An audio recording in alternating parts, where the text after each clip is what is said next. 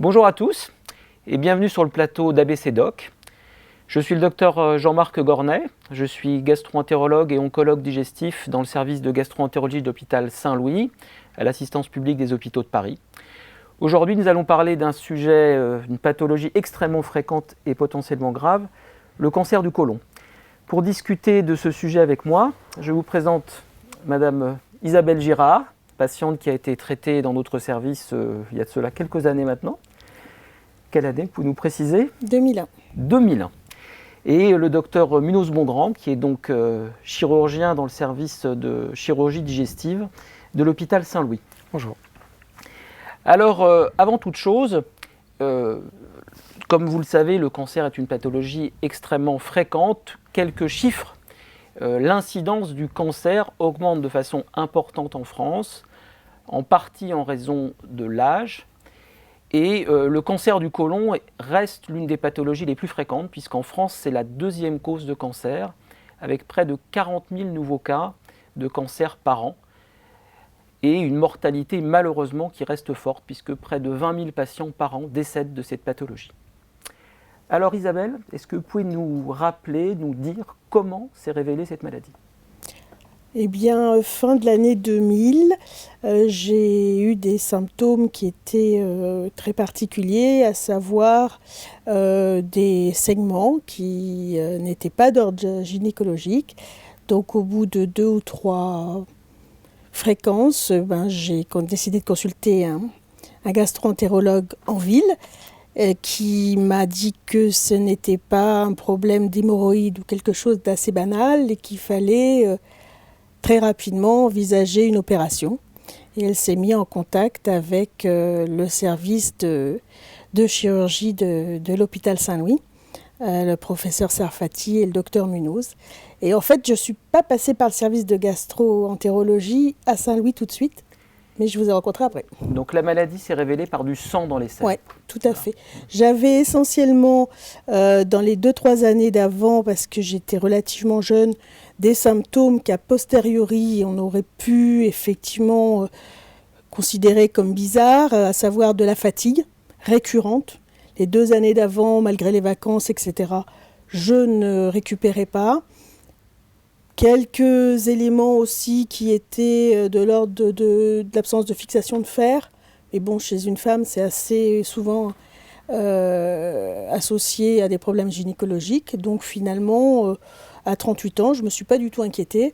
Et j'ai laissé les problèmes ponctuels, parfois de constipation ou de diarrhée, qui apparaissaient, disparaissaient sans raison bien précise, passer. Et puis, au niveau quand les saignements sont apparus, là, je me suis un peu plus inquiétée. Donc pour ce résumé, vous ne vous sentiez pas en si mauvaise forme au moment du diagnostic de la maladie ? Non, du tout. Donc ça, c'est une grande particularité de cette maladie, puisque les symptômes du cancer du côlon ne sont pas très spécifiques. Le sang dans les selles est un symptôme d'alerte habituellement à prendre en considération chez les gens de plus de 50 ans, mais les symptômes peuvent être également non spécifiques à type de douleur ou d'alternance diarrhée-constipation. Donc le message, il est vraiment important en cas de persistance de symptômes digestifs chroniques, principalement chez un sujet de plus de 50 ans, il faut consulter évidemment son médecin généraliste de première intention qui va vous orienter vers un médecin spécialiste pour des explorations complémentaires. Le diagnostic de cancer du côlon a été fait par coloscopie. Oui, tout à fait. D'accord. En décembre 2000. Est-ce que vous pouvez rappeler aux gens simplement comment se passe la coloscopie ? C'est un examen relativement simple sous anesthésie courte, générale mais courte. Et on rentre le matin en hospitalisation 2 jours. Je crois que ça dure grosso modo 1/4 d'heure, 20 minutes. Et puis on ressort l'après-midi sans problème particulier. C'est vrai que moi, quand le problème a été découvert par le gastro-entérologue que j'ai vu à l'époque, moi j'ai été faire cet examen sans vraiment connaître les conséquences et les risques. Après, avec le suivi qu'on a fait, j'en ai eu plusieurs, et c'est un examen relativement simple et est peu douloureux. Je veux dire, il n'y a pas de symptômes compliqués ensuite, quoi. D'accord. Donc Jacques, je crois que c'est un point tout à fait fondamental. Le dépistage du cancer du côlon se fait par la coloscopie, qui est un examen qui, en France, se fait effectivement habituellement sous anesthésie générale. Ce qui est souvent désagréable pour les patients, c'est la prise de la purge, s'il faut que le côlon soit propre. Mais c'est un examen qui permet, de façon absolument bien documentée, de diminuer ce qu'on appelle l'incidence, le nombre de nouveaux cas, et la mortalité par cancer du côlon, en permettant de dépister ce qu'on appelle, nous, des polypes, et de pouvoir les enlever en coloscopie, ce qui permet de prévenir la dégénérescence ultérieure en cancer.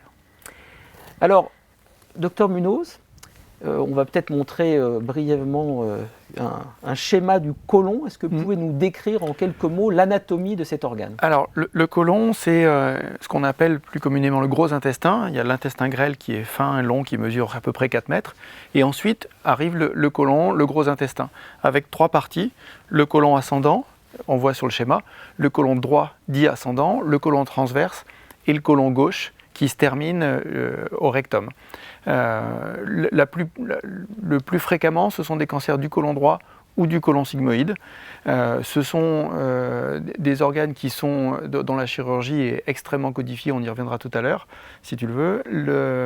Le côlon est un organe important pour ce qui est de la réabsorption de l'eau et de la constitution du transit. Mais on peut très bien vivre sans côlon, sans en tout cas une partie, la moitié du côlon. On vit sans aucune difficulté, sans régime particulier et sans contrainte particulière. On peut travailler, on peut vivre sans problème sans ça. Donc ce n'est pas un organe indispensable à la vie comme peut l'être par exemple le foie ou le cœur, etc. Ce qui nous permet d'avoir une chirurgie assez radicale. D'accord. Donc une fois le diagnostic de cancer du côlon fait, on fait ce qu'on appelle un bilan d'extension, ce qui est tout à fait habituel en matière de cancérologie, qui repose principalement sur un scanner thoraco-abdominopelvien, afin de s'assurer qu'il n'y ait pas de métastase en dehors du côlon, et un bilan sanguin complémentaire. Alors Isabelle, vous aviez une tumeur localisée, qui a donc été opérée, c'est le traitement de première intention en cas de tumeur localisée, par le docteur Munoz. Pouvez-vous nous rappeler en quelques mots le principe d'une chirurgie de cette tumeur? Alors, comme tu le disais, effectivement, la chirurgie est une étape capitale puisque c'est pour l'instant elle seule qui va nous permettre d'obtenir la guérison du malade. Si on ne peut pas opérer le malade, parce qu'il n'est pas capable de supporter l'opération, parce que la maladie est trop évoluée, etc., on ne pourra pas envisager une guérison. Donc la chirurgie est vraiment l'étape clé dans la guérison du patient. La chirurgie du cancer du côlon est une chirurgie qui est extrêmement codifiée. Ça se fait depuis des décennies et depuis maintenant une quinzaine, vingtaine d'années, ça se fait sous cœlioscopie. Sous cœlioscopie, c'est une chirurgie donc, où le patient est endormi et on rentre dans l'abdomen une caméra, des petites pinces qui nous permettent de disséquer le côlon et d'enlever la tumeur. On dit qu'il s'agit d'une chirurgie carcinologique parce qu'on enlève non seulement la tumeur, mais qu'on enlève également autour de la tumeur les ganglions qui sont avoisinants. Et c'est l'analyse de cette tumeur et des ganglions par la suite qui nous permettra de savoir si le cancer est agressif, s'il y a besoin de traitements complémentaires comme une chimio, etc. Cette chirurgie donc, se fait maintenant sous cœlioscopie. À l'époque où on a opéré Madame Girard, on en était au balbutiement de cette technique.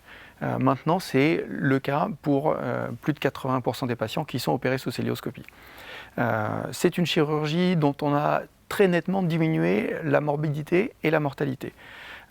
Par la cœlioscopie, les malades peuvent maintenant sortir très rapidement de l'hôpital, c'est-à-dire qu'après une chirurgie du côlon droit ou du côlon gauche sous célio, on peut envisager une sortie au 5e, 6e jour post-opératoire. C'était beaucoup plus longtemps, il y a 15 ans. Les patients récupèrent plus vite, les douleurs post-opératoires sont moins importantes et le résultat carcinologique, parce que c'est surtout de ça qu'il s'agit, le résultat carcinologique est aussi bon qu'à l'époque où on faisait des grandes cicatrices sur l'abdomen. Donc ça a été une découverte française, la cœlioscopie, à la fin des années 90, mais c'est quelque chose qui a radicalement changé la qualité de vie des patients dans la chirurgie. Donc la qualité de vie des patients après cette opération est le plus souvent bonne. Oui. Alors, est-ce que tu peux nous dire un petit peu plus sur une chirurgie un peu plus particulière, qui est celle du rectum, qui est une région anatomique qui est plus difficile? Quelles sont les différences par rapport à une chirurgie du côlon? Alors, quand on opère un patient pour un cancer du côlon, dans l'immense majorité des cas, il n'est pas nécessaire de faire de stomie. C'est une des premières craintes des patients. Les patients se renseignent maintenant très facilement sur Internet ou dans les journaux. Tu peux nous préciser ce que c'est qu'une stomie? C'est un terme qui n'est pas très familier pour les gens. Les patients se renseignent et une de leurs premières craintes quand ils viennent en consultation, c'est est-ce que je vais avoir un anus artificiel, puisque c'est comme ça qu'on l'appelle dans le langage courant, c'est-à-dire une dérivation des selles à la paroi abdominale. Dans la chirurgie des cancers du côlon, dans l'immense majorité des cas, il n'y a pas d'anus artificiel. Dans la chirurgie du rectum, c'est une chirurgie d'une région qui est un peu plus difficile d'accès, avec des coutures qui sont plus difficiles à faire, des risques d'abcès qui sont un peu plus importants. Donc, dans la chirurgie du rectum, on a un peu plus tendance à faire une dérivation des selles, un anus artificiel temporaire. En général, c'est 2 à 3 mois, le temps que tout cicatrise bien et que le patient puisse récupérer de l'opération. Et cette stomie, cette dérivation temporaire, on l'enlève au bout de 2 à 3 mois par une opération qui est beaucoup plus courte, qui dure 45 minutes. D'accord. Est-ce que les séquelles de cette opération sont potentiellement plus importantes?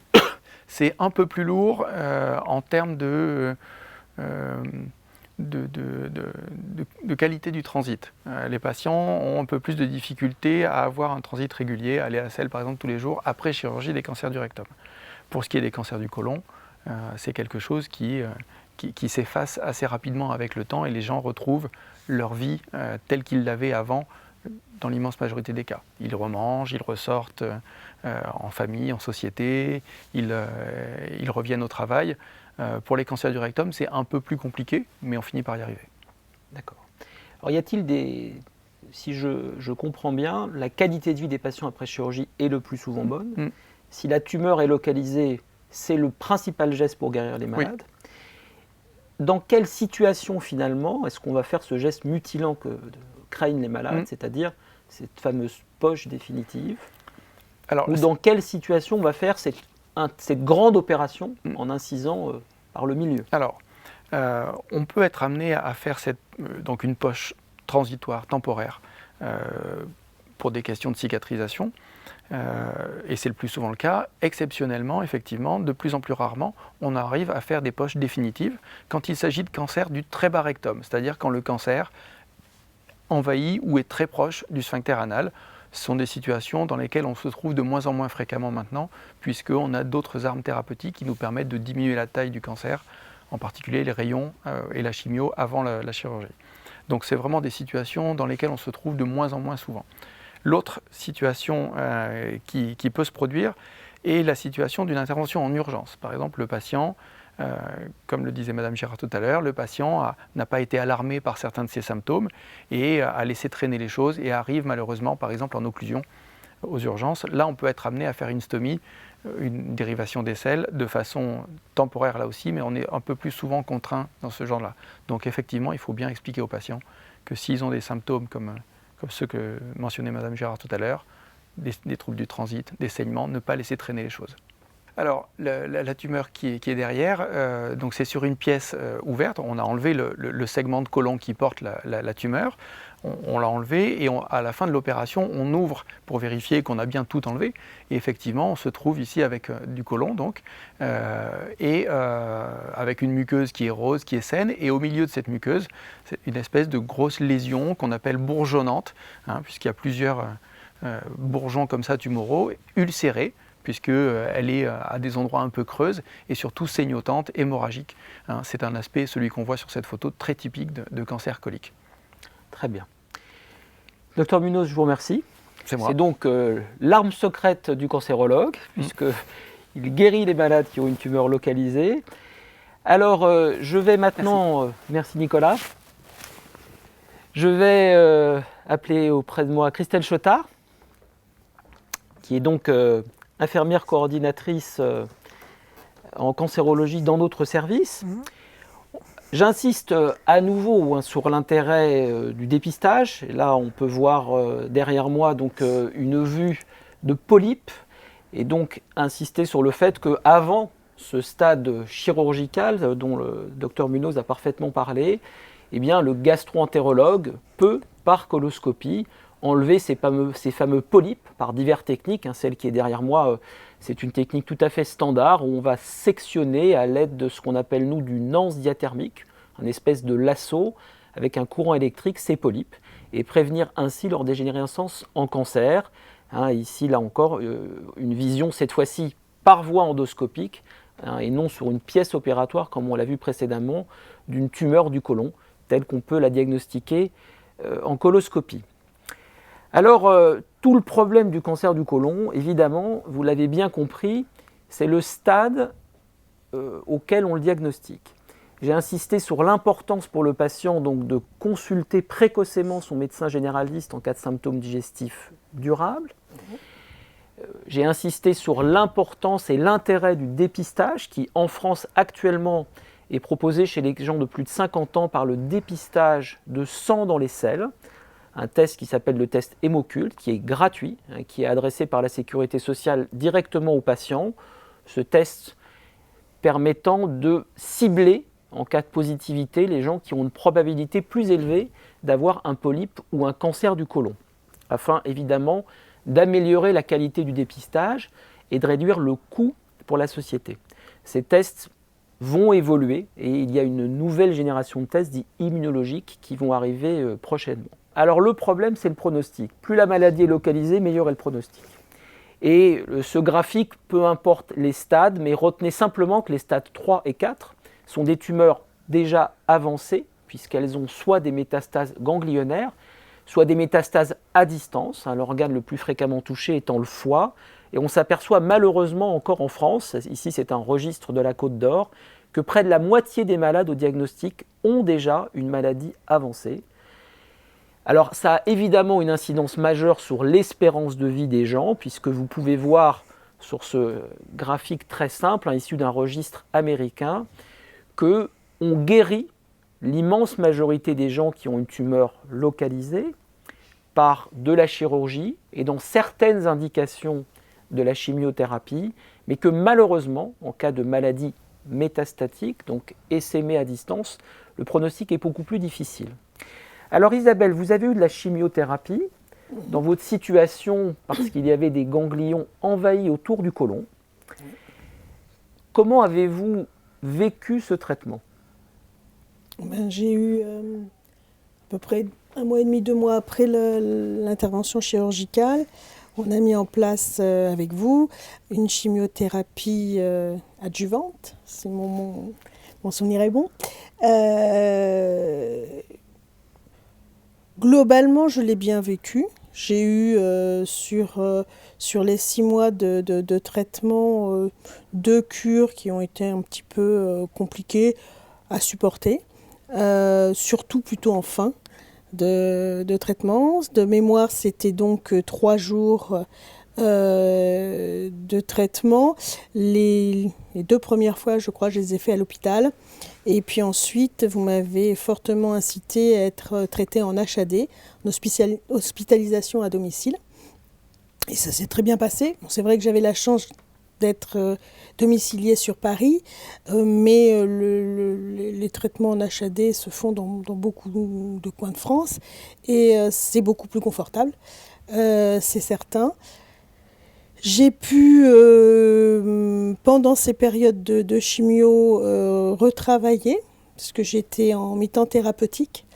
Donc la semaine où j'avais mes traitements, je travaillais que 2 jours dans la semaine. Je finissais la semaine avec mes traitements et le week-end me permettait de récupérer. Et la semaine qui suivait, je travaillais normalement dans l'entreprise où j'étais salariée à l'époque.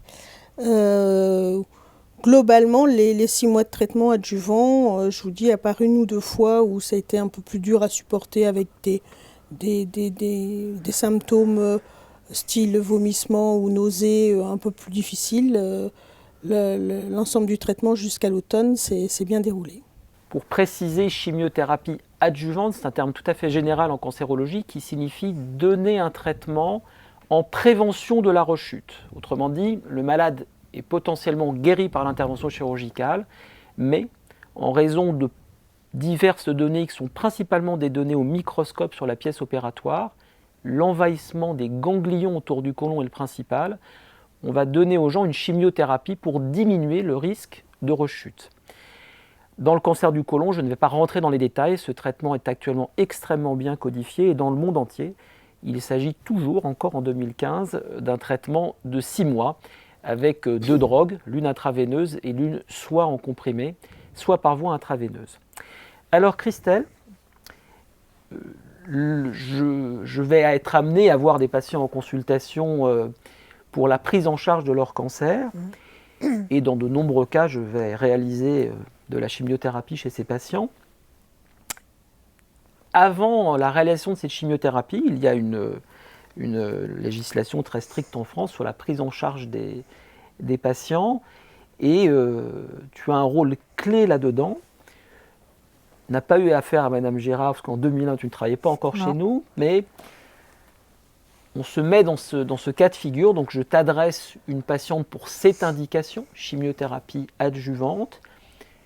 Quel rôle différent de celui du médecin penses-tu avoir? De quoi vas-tu informer le malade pour améliorer sa prise en charge thérapeutique? Moi, par rapport à en complément plutôt de ta consultation médicale, moi je vais avoir un moment privilégié d'écoute qui va permettre de reprendre les informations que tu as déjà données, reprendre les informations sur la maladie, le traitement, les effets secondaires attendus, donc que le patient va rencontrer ou pas, mais voilà, les effets secondaires attendus, et aussi les répercussions sur le quotidien par rapport de la patiente. C'est, par exemple, vous, répercussions vous allez peut-être rencontrer. Donc lors de cette consultation, effectivement, je fais le point de tout ça et je donne même des détails complémentaires par rapport à ce que tu as pu raconter, dire, expliquer. Je complète encore plus, je réponds aussi aux questions du patient parce que j'interviens quelques jours après ta consultation médicale, donc le patient a eu le temps de se poser des questions, de réfléchir un peu à ce qui lui arrive. J'accompagne aussi par rapport à la maladie, c'est-à-dire faire face au diagnostic de cancer. Je fais tout un accompagnement par rapport à ça. Et j'oriente aussi beaucoup vers d'autres professionnels, comme les psychologues, diététiciennes, assistantes sociales. L'assistante sociale, surtout pour aider aussi face aux démarches administratives que le cancer peut provoquer. D'accord. Donc la chimiothérapie n'est vraiment qu'un pan de la prise en charge. Ce n'est qu'un pan. C'est quand même un temps important puisque je reprends vraiment le traitement en détail, les modalités du traitement, le fonctionnement du service pour que le patient, pour la première séance, ne se retrouve pas tout seul face à tout ça.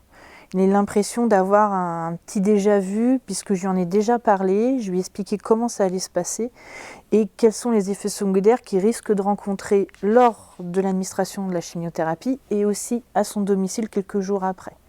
Donc effectivement, il y a un temps sur ça, mais il y a aussi toute la prise en charge globale qui est prise dans cette consultation paramédicale d'annonce. D'accord. Combien de temps habituellement dure ce type de consultation? Alors ça dépend puisque je donne vraiment un temps adapté aux patients. C'est vraiment un temps privilégié. Donc pour certains patients, ça peut être 45 minutes, une demi-heure.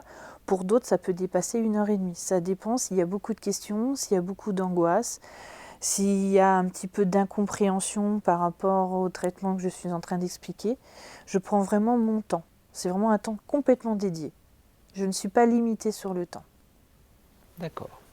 Alors, il est le plus souvent nécessaire de poser un cathéter, ce qu'on appelle dans notre jargon un porte-à-cath. Est-ce que tu peux nous en dire un mot?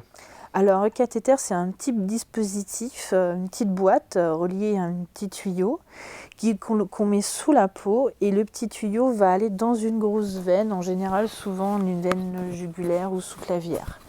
Ce petit tuyau va être, tout cet ensemble va être sous la peau.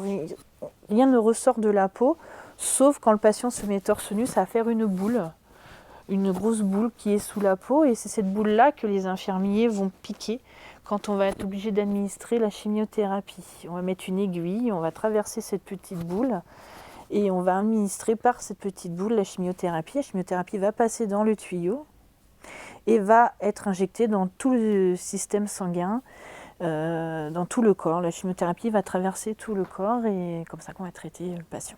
D'accord. Donc, c'est évidemment un élément important du traitement. On rappelle simplement qu'on utilise ce type d'outils parce que la chimiothérapie est absolument extrêmement toxique pour les veines du bras, et qu'afin de pouvoir traiter les patients, eh bien, il est nécessaire d'avoir cette voie centrale. Elle nous dit que ce cathéter, c'est pas bien méchant. Ah non, c'est pas Confirmé. méchant. C'est quelque peu gênant quand même. C'est quand même un corps étranger dans l'organisme, qu'il aime ou qu'il n'aime pas. J'avoue que moi, j'ai dû passer tout l'été 2001 sans décolleté parce que forcément, ça se voyait. Non, c'est gênant. Le terme exact, c'est ça. C'est gênant parce qu'on le sent, parce que il prend quand même sa petite place, même s'il n'est pas très très gros. Je sais pas, c'est la taille d'une pièce de 2 euros, un truc comme ça. Mais on est très soulagé quand on l'enlève. D'accord. Parce que, en fait, déjà pour le patient, ça signifie que grosso modo, l'équipe médicale juge qu'on n'en aura plus besoin. Donc, on est plutôt parti sur le bon chemin. Se rapproche de la guérison. Voilà, c'est ça. Et puis bon, c'est vrai que c'est un soulagement. Maintenant, pour avoir eu ma première cure de chimio à l'hôpital en intraveineuse sans le porte-à-4, j'ai très très vite compris qu'il était nécessaire de le poser parce que ça abîme quand même un peu toutes les petites veines que l'on a. Et 6 mois avec ça serait pas tenu, quoi. D'accord. Donc Isabelle, le traitement a duré 6 mois. Il peut y avoir des petits pépins entre les traitements. Christelle, tu nous as parlé de cette fameuse première consultation qui a une importance primordiale, tout comme d'ailleurs la première consultation avec le cancérologue, qui, je te confirme, dure au minimum 1 heure en ce qui me concerne, avec des informations diverses et variées fournies et qui sortent bien du cadre de la chimiothérapie. Les patients peuvent rencontrer des problèmes au cours du suivi. Quel système mets-tu en place pour que les patients puissent résoudre ces difficultés ? Alors le système que je mets en place, c'est déjà lors de ma première consultation, je vais donner mes coordonnées et bien expliquer aux patients que je suis complètement détachée des soins pour être là pour les accompagner. Donc le patient peut m'appeler à n'importe quel moment de la journée. Alors bien sûr pas le soir parce que je ne suis plus là, mais à n'importe quel moment de son traitement, il peut m'accompagner, il peut m'appeler pour que je l'accompagne et que j'essaye de trouver des solutions avec lui face aux problèmes qu'il rencontre. Déjà ça. De 2, souvent lors des premières injections, parce que c'est souvent à ce moment-là que c'est un petit peu périlleux, le patient ne sait pas trop les effets secondaires qu'il va rencontrer, je les appelle quelques jours après l'administration de la chimiothérapie. Une fois que les patients sont rentrés à la maison, je vais les appeler à la maison pour savoir comment ça se passe et aussi un peu voir avec eux, faire le point. Donc ils se sentent un peu soulagés parce qu'ils ont vraiment l'impression qu'il y a vraiment quelqu'un en permanence pour les accompagner. Donc, tout au long de leur traitement. L'importance d'une prise en charge multidisciplinaire. Tout à fait. Tout ça, je crois que c'est un point absolument primordial. La prise en charge du cancer du côlon, ce n'est pas spécifique au cancer du côlon, fait vraiment appel à divers intervenants, le chirurgien, l'oncologue, l'infirmière d'annonce, évidemment le personnel soignant du service. Alors, le temps nous est un petit peu compté.